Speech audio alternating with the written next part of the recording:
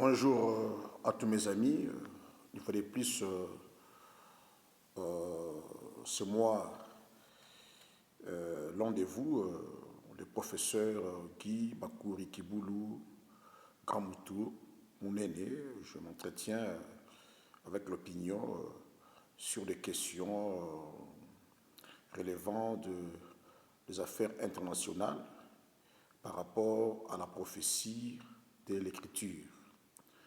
Et rapidement, ce matin, je viens parler avec vous, mes amis d'opinion,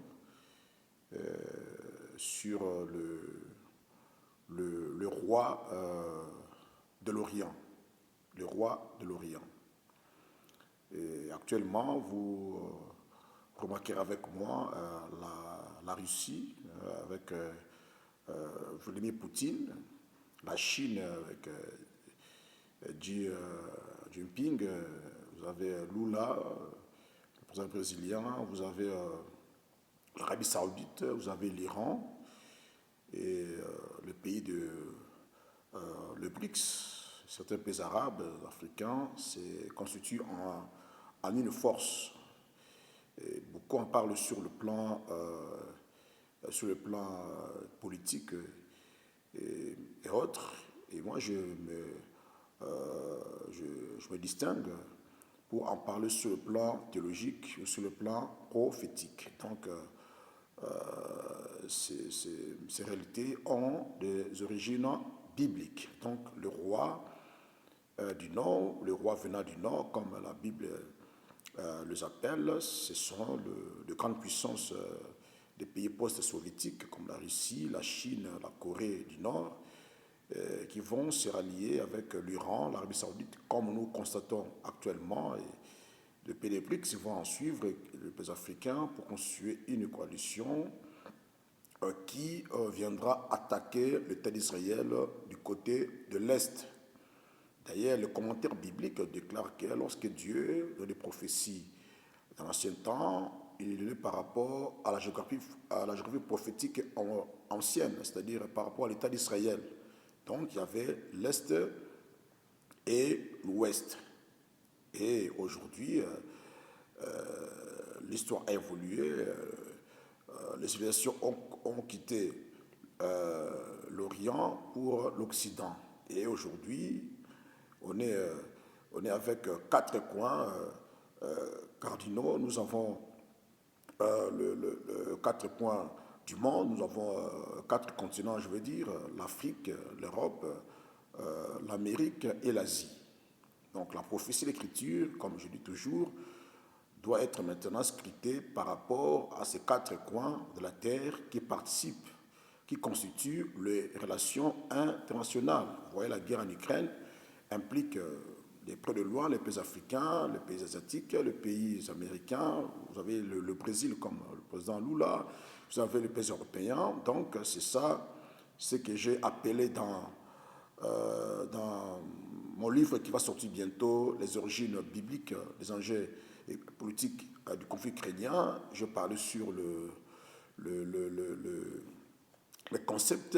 Là, je peux définir l'Est par rapport à la géopolitique, c'est l'Est, le bloc communiste. Je définis, par rapport à mes recherches, l'Ouest. Vous voyez, l'Ouest, c'est le bloc capitaliste composé des États-Unis et de l'Europe. Donc, le pays de l'Alliance Atlantique Nord. Vous voyez, ça c'est dans les concepts. Et dans les références, je puis définir les anciennes puissances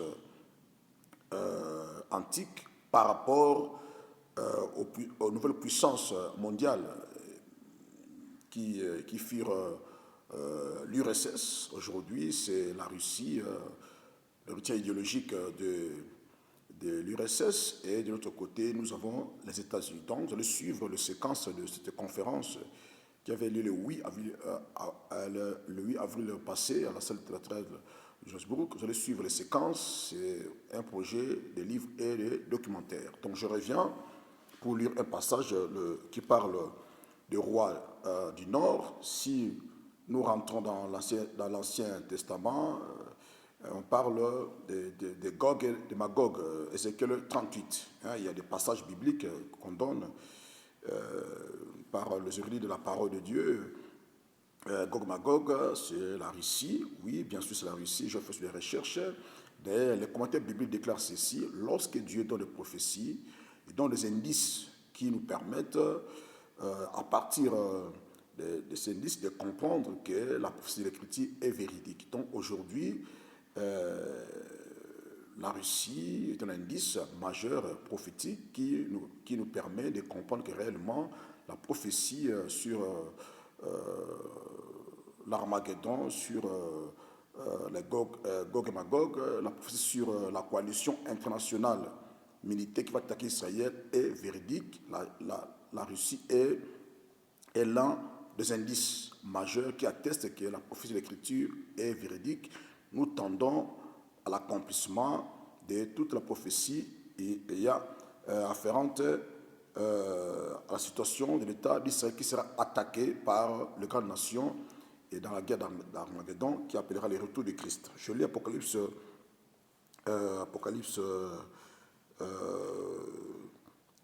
15, verset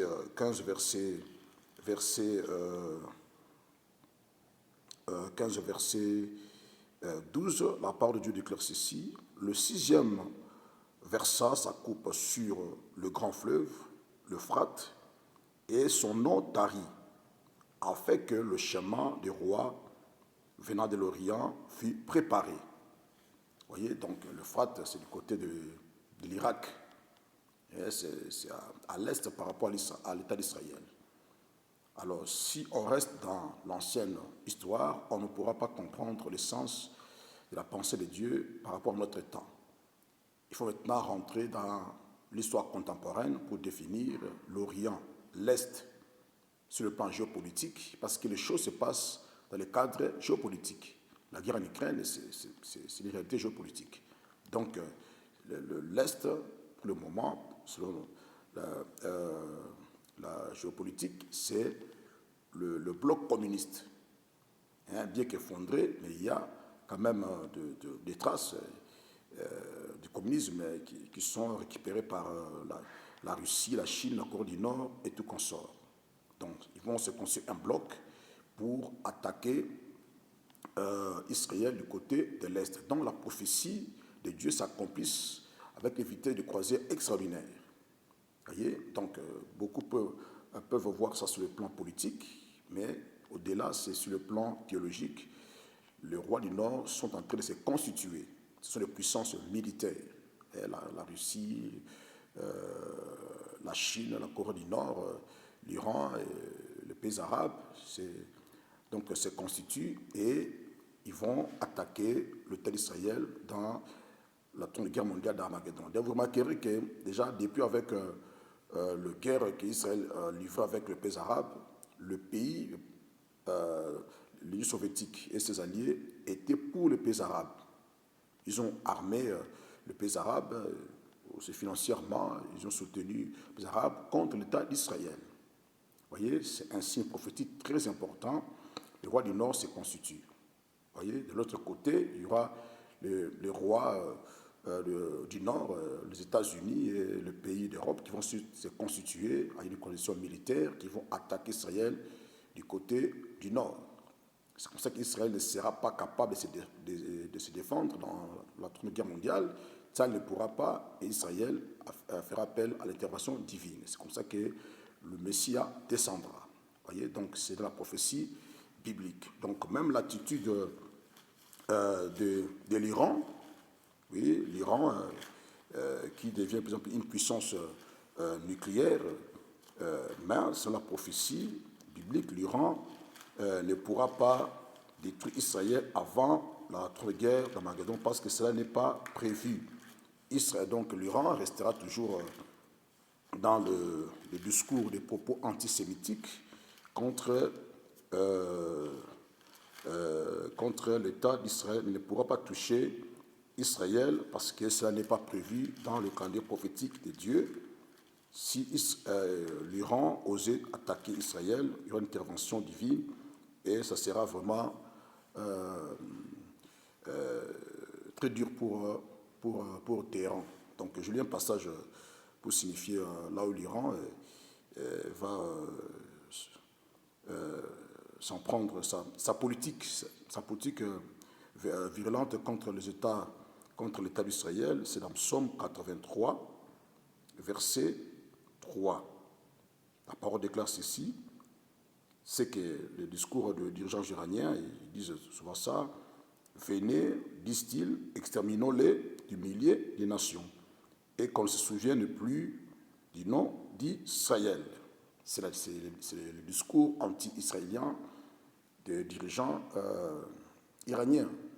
Faire disparaître l'État sur la carte mondiale. Psaume 83, verset 5, je relis. Venez, disent-ils, exterminons-les du milieu des nations et qu'on ne se souvienne plus du nom d'Israël. Vous voyez, donc c'est le discours antisémitique qui reste dans la bouche des gens iraniens, bien qu'ils ont des armes bientôt nucléaires, mais Téhéran ne pourra pas attaquer Israël. Dieu ne l'a pas permis avant le temps d'Israël. L'Iran va attaquer Israël dans le cadre de la coalition des rois venant du Nord. Voilà, je voulais un peu partager. Si vous avez des questions, des remarques, des suggestions, je suis prêt à échanger avec vous, à correspondre. Je suis presque à la fin et je vais encore faire d'autres vidéos à l'intention de l'opinion internationale. D'ici là, portez-vous. Bye bye.